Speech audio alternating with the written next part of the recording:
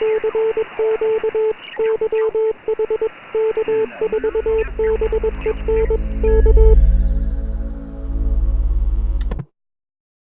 and welcome to Young Hams. This is Ben, K4BEN, and welcome to my YouTube channel.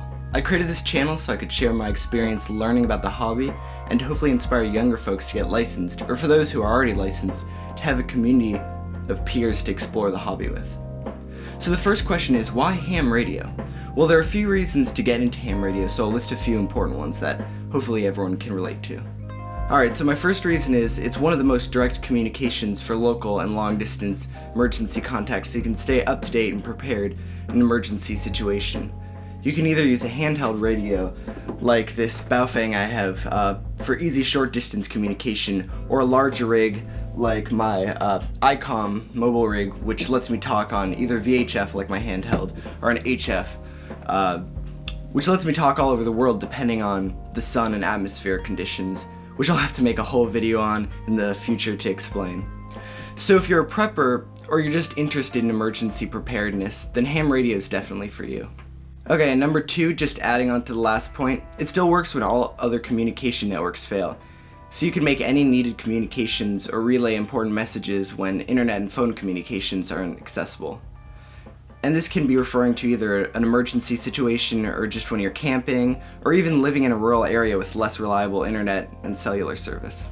Alright, my last reason, which is probably why I got licensed in the first place, is you just get to meet so many new people who share a common interest with you, and you get to feel the excitement of finding a band that's open and making a long distance communication, or even just having some local people who you can talk to on the radio. And it's really just amazing to think about how you can use your phone for the same thing, but it's going through thousands of different servers and cables running under the ocean, and if one link in that system breaks, then the whole network shuts down. Whereas with your radio, all you need is, well, if you have one of these, all you need is just the radio, and for one of these you need a power supply, an antenna, and you're all set. You can talk to people on the other side of the world. So I don't want to make this video drag on too long, but I just want to do a quick rundown of my setup so you guys know what I'm working on here. So this is my first radio I got. It's a Baofeng. Of course you probably know what these are, the cheap Chinese radios, although it works so well for me. For $30 especially, you really can't go wrong with one of these, especially if you can't afford a nicer HT or a mobile rig or a base station or whatever you want to get.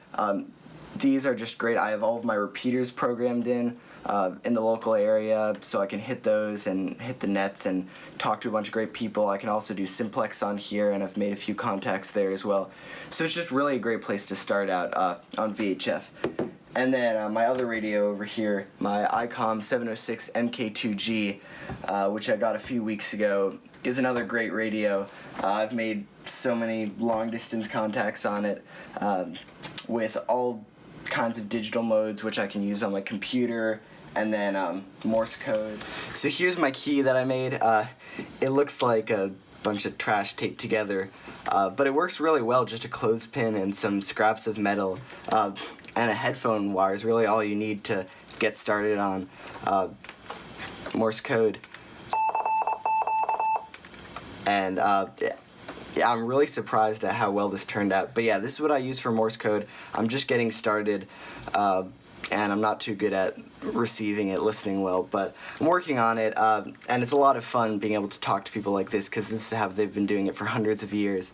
And the computer I'm using to run all this is a Hackintosh, which is actually just a homemade Mac computer, and it works really great for me. It has some glitches here and there, but it's like half the price of a Mac desktop computer, even less than that probably, and it runs just as fast, and it lets me do everything I need to. And if you're a Windows person, then that's fine. There's probably even more software out there for you, but I am actually a little bit into music production, believe it or not. That's what all these speakers and this audio interface are for, but I like to use all the Mac software for that, so I just ended up with a Hackintosh. But any computer, Macs, Windows, Linux, whatever operating system you want to use is great for ham.